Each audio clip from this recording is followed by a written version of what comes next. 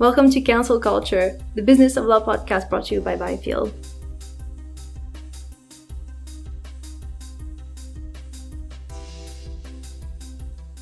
Welcome back to Cancel Culture, the Business of Law podcast. This week, Ben is back on the podcast. Hello, Ben. It's been a while. It has been a while, Meg. You've had such a fantastic stream of first-class guests. I feel that I've got a lot to live up to today, and I promise I won't let you down. But I do need to give you a congratulatory big up for your ranking in the PR Week 30 under 30 list, which came out this week. Not easy to get in that. You're in with some very good company, and I think it reflects very well on you and the agency. So a bit of a big up for you, Meg, and for Byfield, just to start. Yes, big up to Byfield, because quite frankly, these things are a team effort, very much so. So yeah, it's been good. And there was a kind of high quality people in that list. So yeah, it's definitely very nice to be part of it. But let's discuss kind of the stories of the week. So I think today's episode will have quite a kind of well-being / mental health focus based on the stories we've picked. Let's start off with the lawyer's long feature. I think it came out yesterday about they were just interviewing lawyers across the industry and across kind of levels around their dating life, and how difficult it is to date when you're working such long hours, and what type of people you'll be dating and that kind of stuff. And a lot of them saying that they ended up with either other lawyers or people that they actually meet through work somehow and also work quite long hours. What are your thoughts on that? The piece came out on the 13th, and it's called All Work and No Play, How Law Kills Your Love Life. It's a really good piece in The Lawyer, actually. It's quite sad when you start reading it that you kind of think that your late 20s, I guess, and your early 30s are absolutely the time where traditionally you have met your future partner and have settled down. And that appears to be a source of anxiety to quite a few people, according to the lawyer, that they're not really in a position to do that. But I did start to feel a bit more optimistic as the piece went on, as it talked about sort of historical relationships between people that have met in law firms. And, I've been in the sector a long time, and the amount of partners that I know that are married to partners either in the same firm, a bit less so now, but it used to be more the case, or in a different firm, is quite extraordinary. And it kind of reminds you that we are in a bubble in the legal profession. It's a kind of long hours and hard work, but also it's quite an insular profession in some respects. That everybody does know everybody, and it doesn't really surprise me that there is a culture of people meeting other people. I think it's harder now.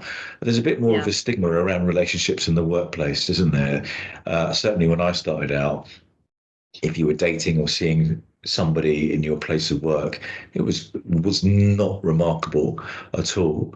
It was not seen to be in any way problematic, and it was just part of life. And it's slightly different now, that when you meet somebody at work, or where there is a relationship going on within a law firm, people want to know about it from a sort of HR and a senior management perspective, and not to stop it or anything like that, but certainly to make sure that the relationship is being conducted in a way that's kind of acceptable, I think. So I actually think this piece is interesting, and it does open up a number of sort of doors and avenues which are much broader than the piece itself.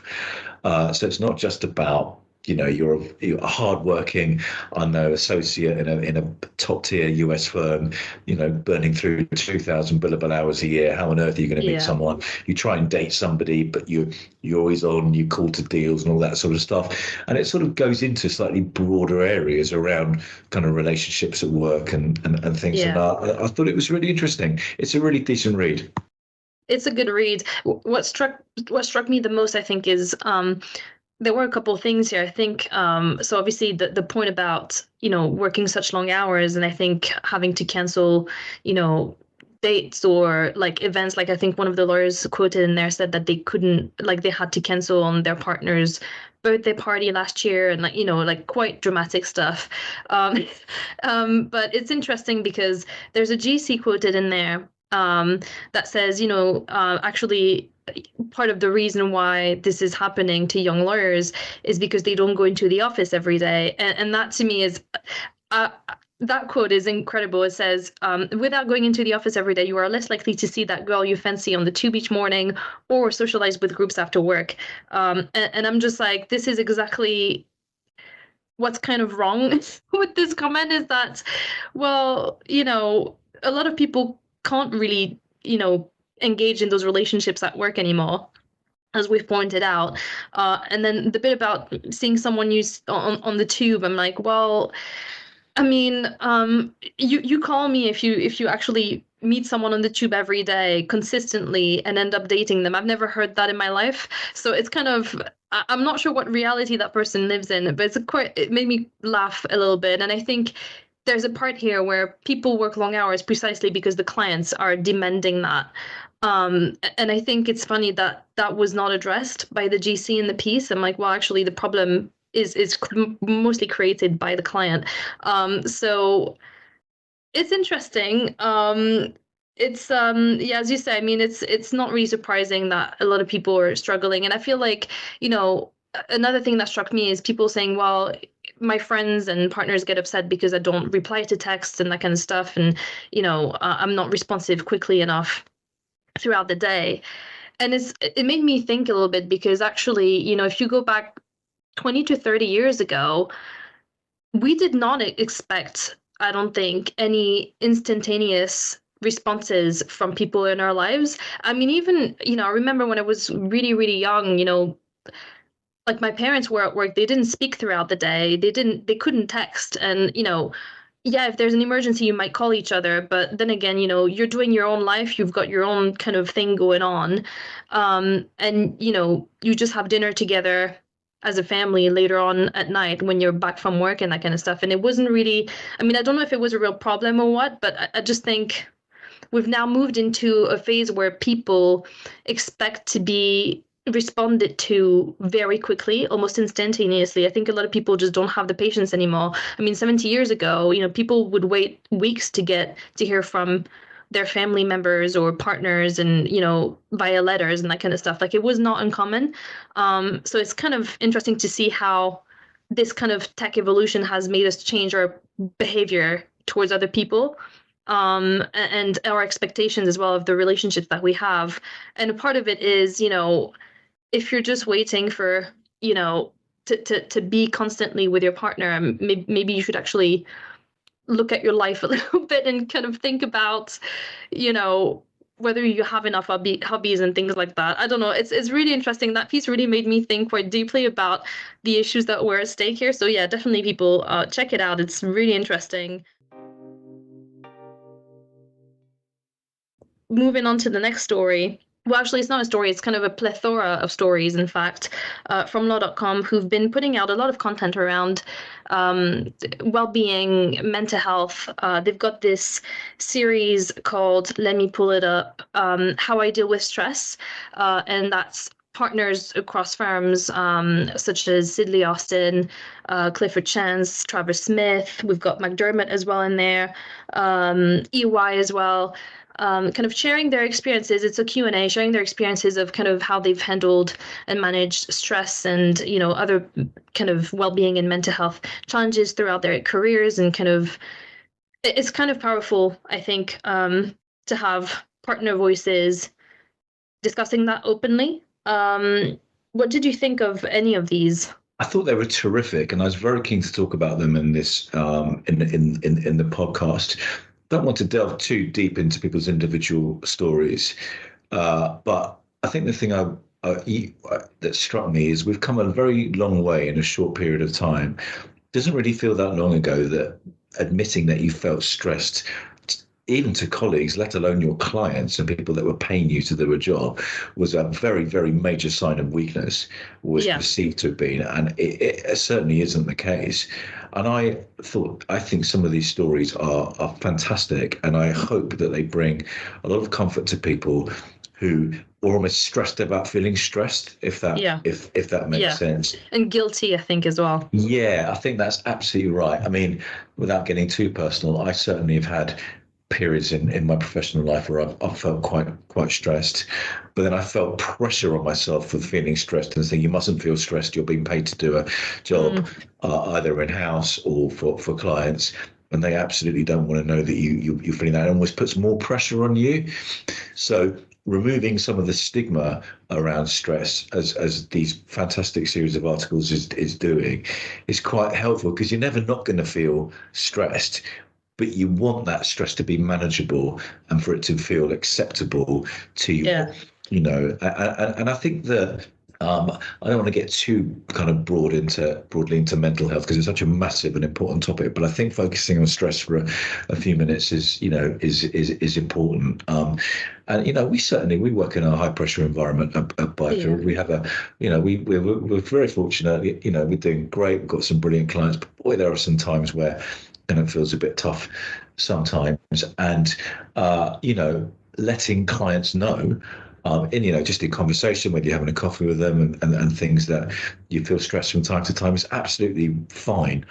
And I think these series of articles has helped it. And I mean, I'm only picking out the most, the most recent one, but I thought that Monica Gogner from EY, her story, which I think was this week, she'd spent time at deck at Pinsons and Ropes, was just really, really good. And I do urge people, I do urge people to read these pieces. I think they're really, really important. Definitely, and I think they're not part of a series, but they've been putting out content that's kind of bylined articles from experts throughout the industry around kind of, and partners as well, around balancing parenting and work, and kind of like whether those long hours are actually worth it and that kind of stuff. And it's interesting. I do think the long hour model is a real issue, and I don't think law is demanding, but I don't think it's the only profession that is that way. I think overall in most professions nowadays, I think you're I think it's all about kind of like a capitalist kind of thinking, and I think it's completely subconscious and it's embedded in people's minds, but it's just pushing and pushing and pushing to get things done and all that stuff. And I think overall, we really need to sit down and think to ourselves, actually, is it worth doing an 18-hour day when I've got, I'm missing out on my kids' play at school or whatever it may be, right? So it's kind of, I think there needs to be boundaries. And I think that's, again, I think coming back to the client issue, I think quite a lot of the time, that's where the pressure comes from. And I think there needs to be a more open discussion, not just in law, but I think overall. And I think, I think that's the start of this, like kind of seeing partners discussing this and showing to their younger peers and less experienced peers that actually it's okay to discuss these things. And also clients as well, because clients are reading these stories, to show that, things are not always easy, and you don't really experience my life. And so is the kind of, I don't know, I just think it gives, a good insight into actually being more considerate of people's time and energy. I think that's where it comes down to at the end of the day. What I think is really interesting. Sorry to interrupt. Not very good on a podcast, but I'm showing you my mobile phone. But I think that is the root of a lot of this. I mean, I'm old enough. I remember when BlackBerries first came in, when I was in a law firm, and partners all were given BlackBerries. Then you started getting emails out of hours, and you come in and you didn't have a BlackBerry, and when you logged off whatever time, that was it. And then you worked really hard, but then you went home, and then you were in a sanctuary, and then you came back the next morning. But if partners are emailing you lots overnights, then you've got lots of stuff in your inbox. That was the beginning, I think, of a bit of a slippery slope, where work didn't stop when you stopped working. And one of the things I feel really quite encouraged by, and I'm not always amazing at this, but I do try, is people have a real knowledge of that sending emails and communications out of hours can be quite stressful for people unless it's absolutely urgent. And that hasn't been the case up until very recently, that appreciation, I think. It's certainly something that I've learned where I've been super busy when I was at Slaughters or what have you. I've been sort of firing emails to my team kind of reasonably late at night just so they're off my plate, innocently. But you kind of learn from that. And I think we've all got, I think behavior around mobile phones is probably at some of the root of this. Yeah, I think a lot of it is like tiny little changes, everyday changes that are not actually massive, but they do have real consequences on people's kind of minds and peace. So yeah, I don't think you need like a whole, a lot of firms come out with these massive initiatives and whatnot, and it's all fine and great, but actually sometimes it just comes down to very simple measures that are implementable very quickly, almost instantly, and are actually very simple and show consideration. So yeah, super interesting. Next up, a story in the Times about the quote unquote big stay, um, which basically they're saying that after the Great Resignation, post COVID, people are now apparently looking to kind of be more stable in their careers and not really move around as much. And according to the article, part of the reasons is because, well, first of all, there's less competitive pay than there was during COVID time or post-COVID time. So that's one of the motivators. And then secondly, a lot of people, because of the economic uncertainty, a lot of people across industries are saying that they fear that if they move to somewhere new, if things went wrong somehow economically and it affected their firm, they might be the first one to be let go as the newest person in the team. So, which is not unreasonable. So people are apparently looking to stay where they are a bit more. Ben, your thoughts on this? So the piece that we're talking about actually is in the Times on Monday, and it was a study by the fantastically named Chartered Institute of Personnel and Development, which sounds like something out of the 1970s, doesn't it? As you just said, looking at trends around people basically wanting to stay at work rather than the Great Resignation. And it just kind of got me thinking, though it's not a legal story, it does have some learnings and some interesting points for our profession, doesn't it? And it never ceases to surprise me how easily law firms find it to or decide to either make redundant or hire teams of associates when they need them. And I'm not an HR person, but the cost of hiring people is significant, both in terms of time and recruitment agent fees and inductions and all that stuff. It's hugely expensive. So when the economy is sort of taking a bit of a hit and you're deciding to let people go, why do that? Why not just kind of hang on to them for a bit and things will get better? Because surely it's a bit of a short-term it's a bit of a false economy to start making these huge decisions. I don't want to talk too much about my old employer, but certainly Slaughter and May was famous for the credit crunch 2009 for not laying off anybody, and just not retraining them, but kind of making them do slightly different things around restructuring and stuff, and it paid massive dividends. Because when things picked up again, and they didn't have to kind of go through all that. So I do think that our profession can be quite short-termist, certainly on the associate level of letting people go and hiring, and it kind of reminded me a bit of that. I mean, just speaking a little bit closer to home, in our world of marketing and business development, there's a lot of roles out there at the moment. I'm certainly asked a lot of time, do you know anyone that might be interested in a PR manager or whatever it might be?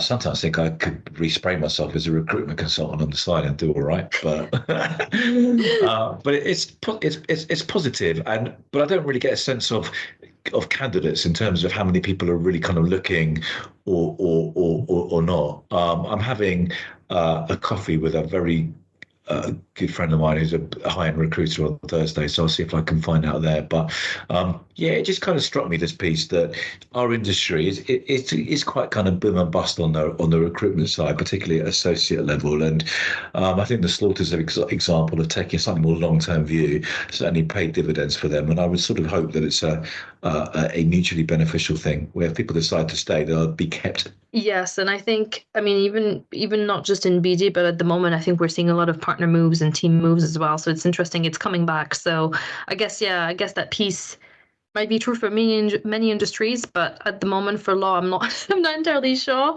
But I think it's it's fair enough. And I think we were discussing this earlier. I think a lot of people overall, there's been so much uncertainty politically, economically. There's been so much going on in recent years, like since COVID, really, that I think a lot of people just want to actually, you know, remain where they are if they feel good and they're like, I'm not, I don't see a need to move now. I just want to be stable and, know where I'm going, and, that's that. So yeah, fair enough. One important point, though, Meg, I think on this that, and again, this is slightly controversial, and I'm not going to put a judgment on this, but in terms of careers, those people in their sort of 20s and perhaps early 30s, 20 years ago, if you spent 1 year somewhere and then left to go somewhere else, that looked very, very short. Even 2 years look very, very short. That's not the case now. Yeah, People, absolutely.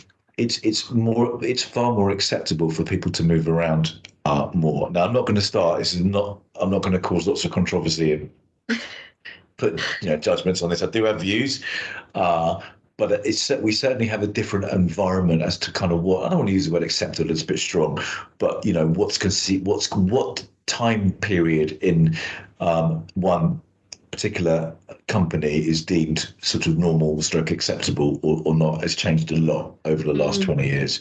Yeah. And the economy's changed quite a lot as well. So yeah, definitely.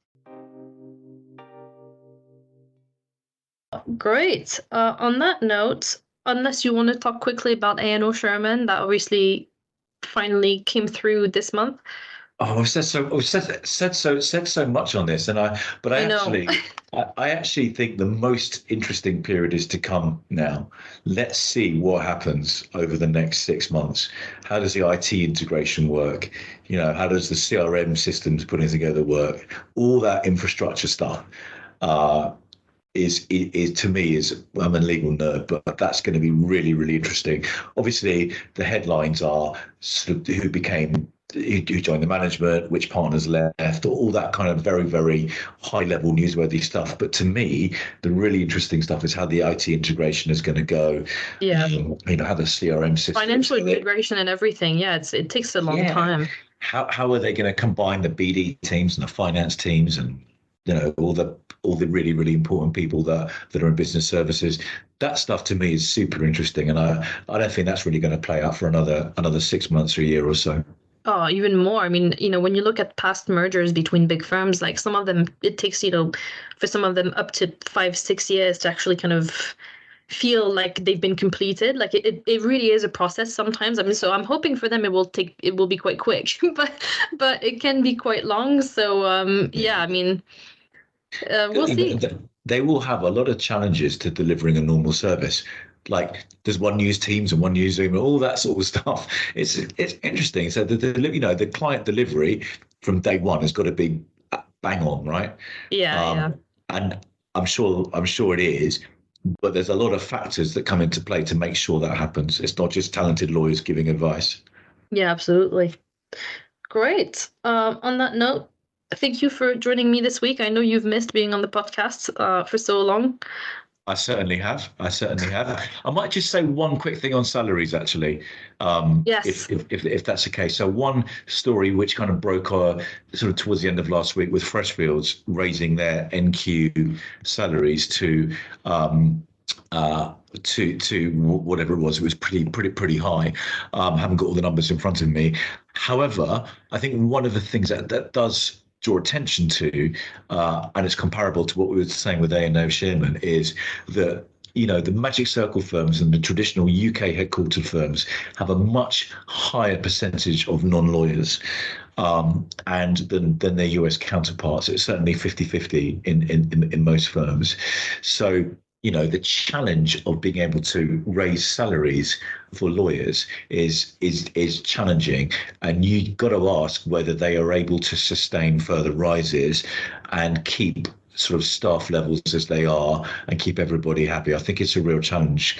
We know that the US has more firepower to raise salaries even further north. And I thought Rich Simmons's Horizon yesterday was great, where he basically says, is the first 200k NQ drawing near, and perhaps it will. So yeah, final thoughts. Great. Well, thank you. Yeah, exorbitant amounts of money going at thrown at young lawyers. So yeah, hopefully it pays off. Hopefully it's a really good investment. So anyway, we'll be back next week for another episode.